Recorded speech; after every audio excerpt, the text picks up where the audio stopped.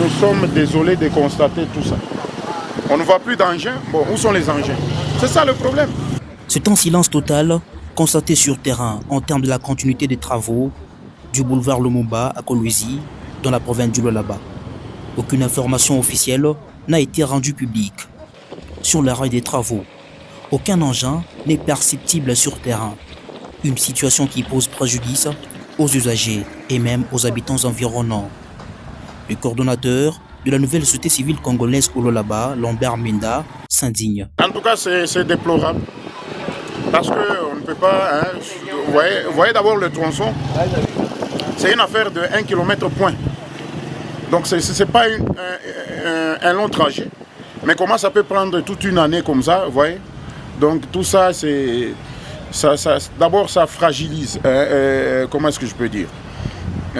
Ça c'est une voie qui est empruntée par beaucoup d'usagers.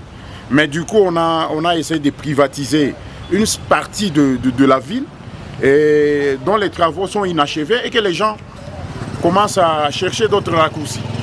Alors des travaux comme ça, vous voyez, il ne faut pas que ça traîne.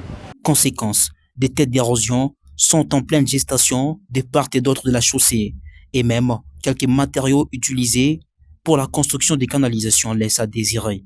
Peut-on également parler du manque de volonté de la part des autorités compétentes? Répond qui pourra. Voilà encore une autre aventure. Les briques là-bas ne sont pas durables.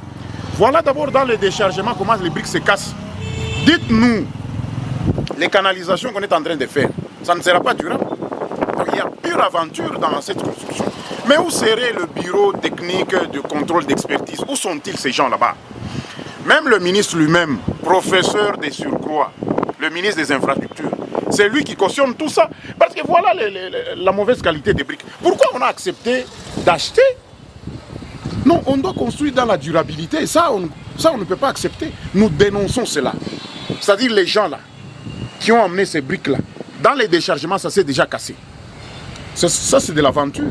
En attendant des explications officielles du gouvernement provincial sur cet arrêt spectaculaire, les travaux de ces tronçons d'intérêt communautaire, les habitants et usagers croupissent sur cette chaussée dont les travaux de construction ont été lancés en octobre 2024. Mais du coup, on a essayé de privatiser une partie de la ville et dont les travaux sont inachevés et que les gens commencent à chercher d'autres raccourcis.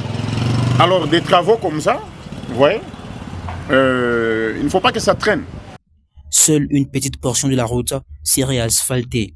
C'est une chaussée reliant le rond-point Mwangichi au rond-point Malou.